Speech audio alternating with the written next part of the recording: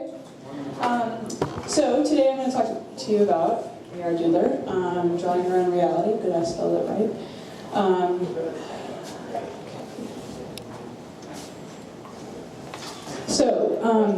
Having gotten into VR about a year ago, actually 6 months ago, I came to the first VR conference, first VR meetup here, and then I went to a hackathon in New York.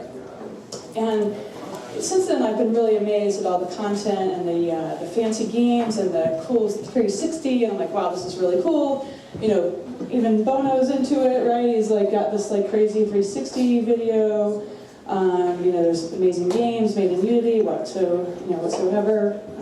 But for the average person, we might not know how to create 360 or VR experiences. We also might not be at the opportunity of where we can consume the 360 or VR experiences. So it might be expensive or what have you. So I've been really thinking, well, I have my fellowship at, I'm at the MIT Open Doc Lab, and we look at ways of telling interactive stories and narratives in different ways. And virtual reality has been something that people are interested in, but you know, a lot of filmmakers don't really know how to create something in Unity. They might not have the access either to learn it themselves or to pay somebody else. So I've been thinking, how is it that I can help everybody get into the VR world, you know, the 3D world, 3D low-level entry content creation?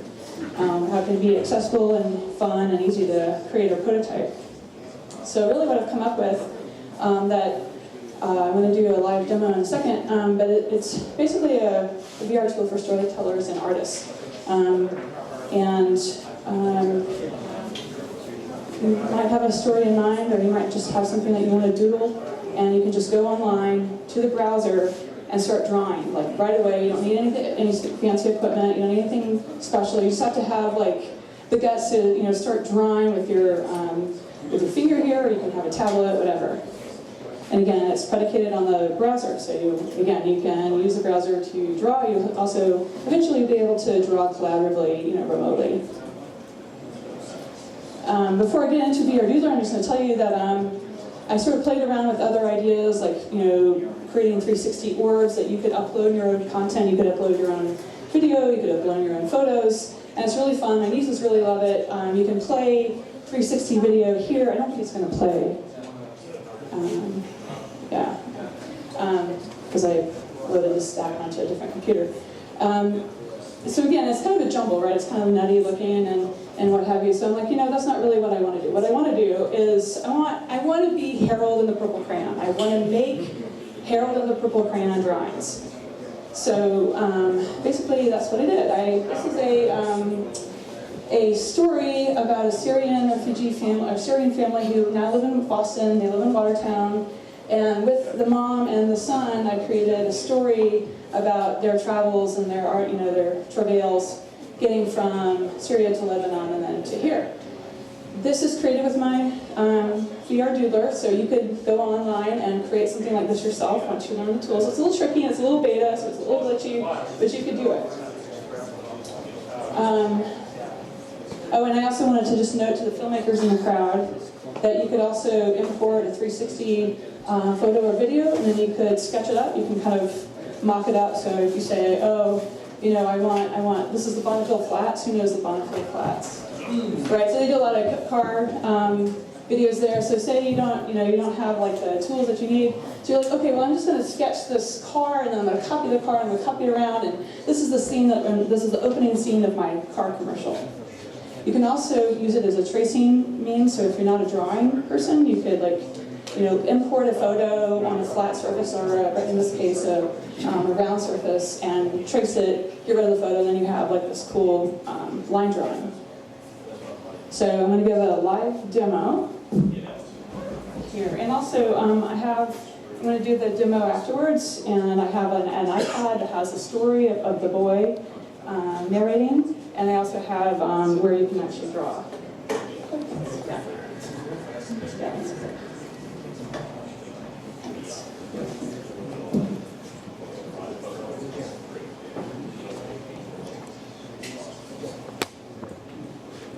So it's vrdoodler.com.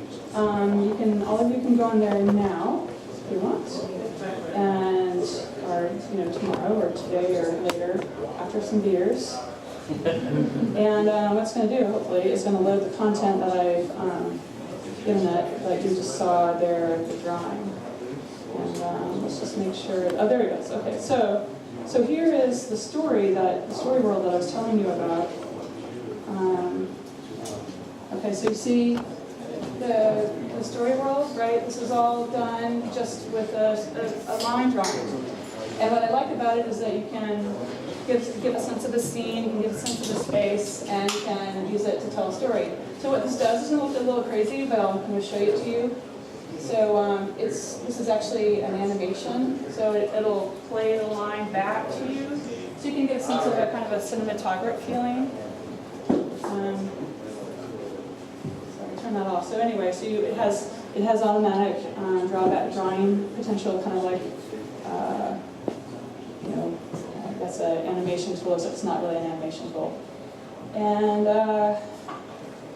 let's see. So basically, if I reset, I'll just quickly show you. You can basically just start drawing and doodling. You don't have to be fancy, but it's fun. And so come over there and draw with me if you like.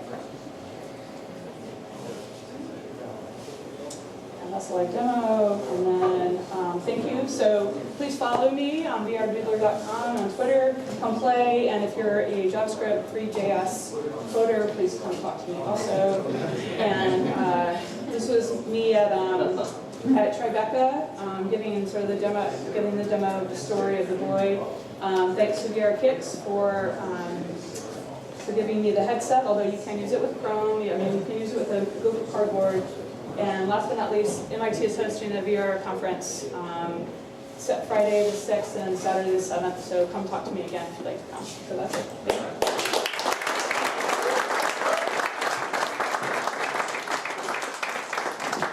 Cindy, we have a few minutes for questions. Oh, okay.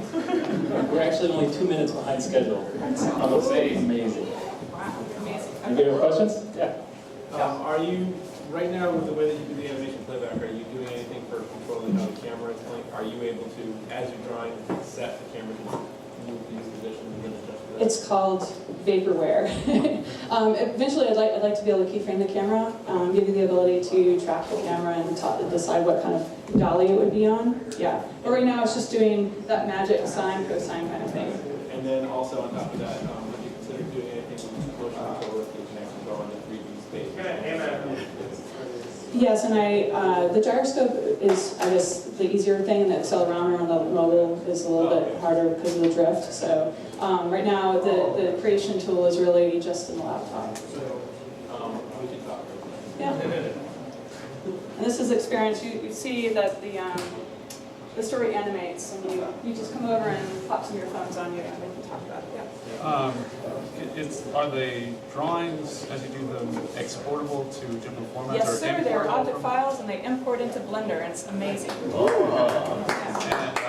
I guess I was wondering as much about Illustrator.